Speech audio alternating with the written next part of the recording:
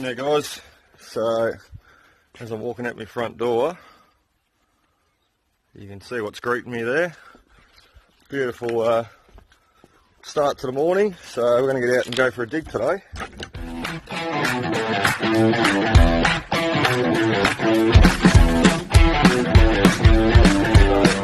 Been a little bit busy lately. I've got last week's dig still in here.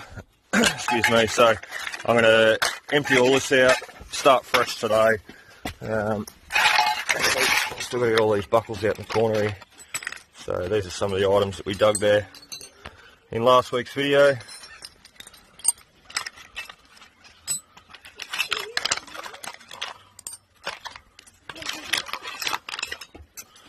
There we go. So a few items, and the rest of this is probably just go into the container in the shed. So you can see the boys are starting to warm up for today's dig, getting their exercises in.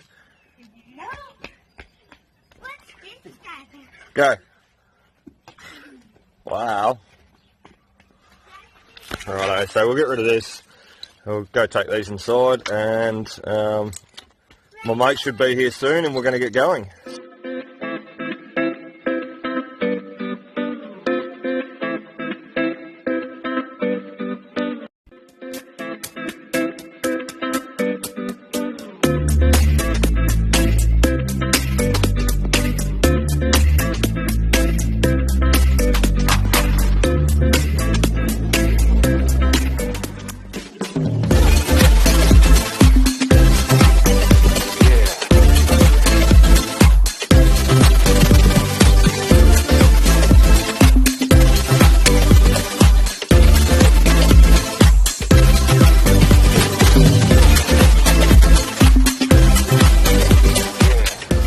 Both the detectors here are ready to go.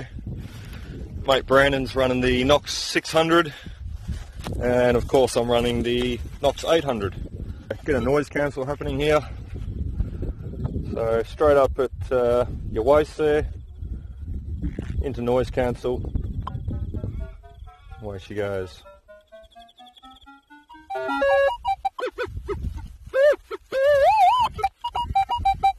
So straight onto the target there. Okay, so I can see the target sticking out of the ground straight away, and what the Knox was sitting on, once it focuses, just there, the Knox was sitting on that lead washer. So basically the old lead washer on top. I've got all the rust cancelled out.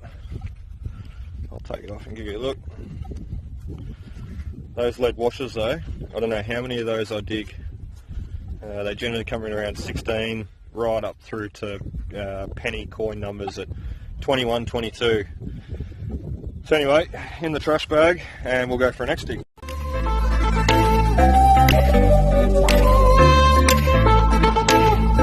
Check this one out. Nailed it. Ooh, we've got our first little find for the day. Check it out, nice little buckle.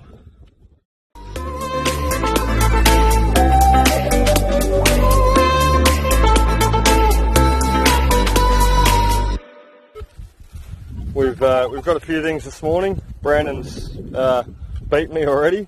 We're going to head back to the car now and have a break, go through some of the finds, and we will have a coffee. So this morning's efforts, as you can see, my detector has been in lead and nail mode this morning. I don't know what's going on there. I just seem to be on the hot spot for nails. So yeah, it's just is what it is. After lunch here, I'm going to change sites, change paddocks, and jump over the fence into the next paddock where they actually had the vegetable garden, and see what I can find there, because obviously a lot of this sort of stuff, it's all just coming basically from around where the old house used to sit. And a shotgun shell. So next we'll move on to Brando's finds. So he's the old fob watch lid cover, bit of old tin plate, shotgun shell that he's got here. And nicest find so far this morning is harmonica reef. So he's done well. I've nailed it, but he's definitely done better than me. As we wait for this kettle to boil, thought it might be a good idea to show you some of the other stuff that's been coming out of here in the past. So you can see some beautiful ornate designed decoration items. These would have been featured around the old house. An old door handle, a few bullet shells, buckles. We've got a heap of buckles that have come out of here. And as mentioned before in previous videos, and also I think earlier I mentioned, I always keep this stuff separate. So if I'm digging up a new site for the first time, I always like to keep this stuff separate. That way, when you catch back up with the owner, you can sort of give them a bit of a look at what you've been digging, and that way they have a bit of an understanding, not only why you want to be here detecting, but also some of the stuff that their property's holding within the ground that they probably weren't even aware of. So yeah, it looks always good rather than mix it in and then not be able to sort of confirm what was from where, or where you found stuff. So a few different items, and up here is all the rubbish. So I've kept all that and brought it out with me, and basically we're going to call in, touch base with the owner on our departure today, and we're going to show him all the stuff we've been digging, including all these nails. You know, I know that he drives his work ute in here, and the little four-wheeler. So yeah, great to get them all out of the paddock anyway. So he should be pretty happy to see what we've got. Rightio, another target. Back, finished the coffees and back out digging again. We've got a shotgun shell. Joys of detecting with cows in the paddocks all day. You get to say good day to a few of them along the way. So these are just some young heifers that the farmers got in here, and as you can see, they're very, very quiet, very quiet. In fact, as we're walking back and forth along here, Brandon and I, they're actually, you want to play, do you? They're actually following behind us, so yeah, really cool. So here I am, and there's Brando just doing his thing.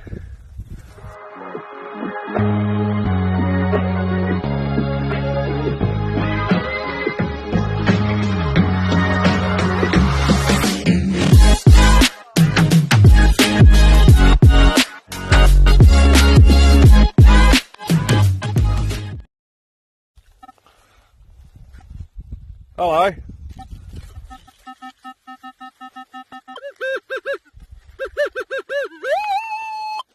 Right, I think that's going to be a button. We'll grab our shovel. Do you mind? Can I have my shovel, please?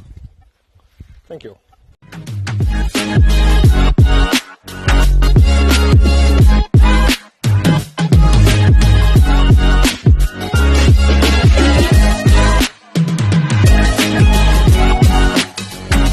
Working under the acorn trees that you can see in front of me here, and it's the only reason I sort of walked over here, because at these old sites you certainly don't plant 6 acorn trees in a cluster in a row for no reason.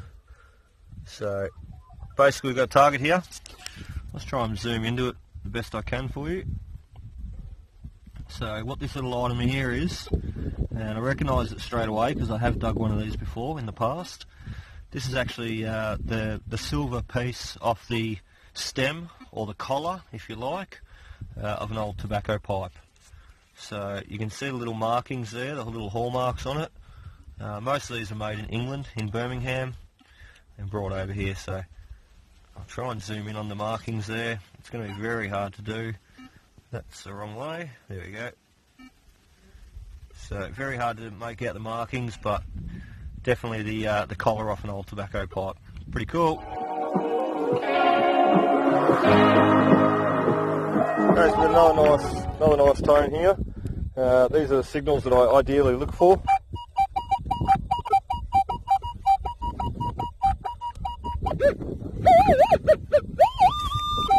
A nice high tone, and seems to be sort of within that area there. So we'll give her a dig and we'll see what we come out with.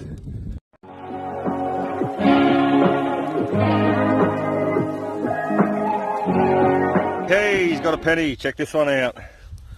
Yo Beauty. It's in pretty good condition too.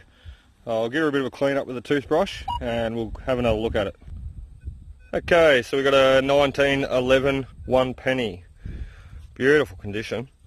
The soil, as I said before, it's sandy, loamy sort of soil. I'll give you a bit of a look here.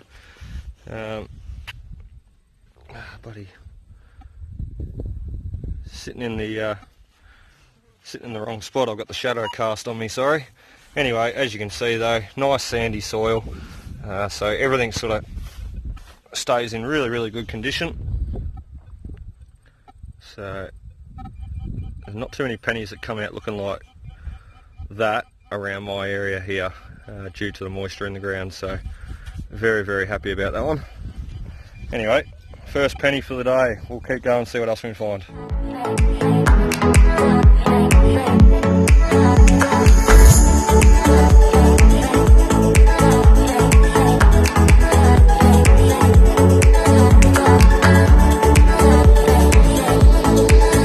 Okay, so back home now. We've finished today's dig. We managed to catch up with the owners, which was good.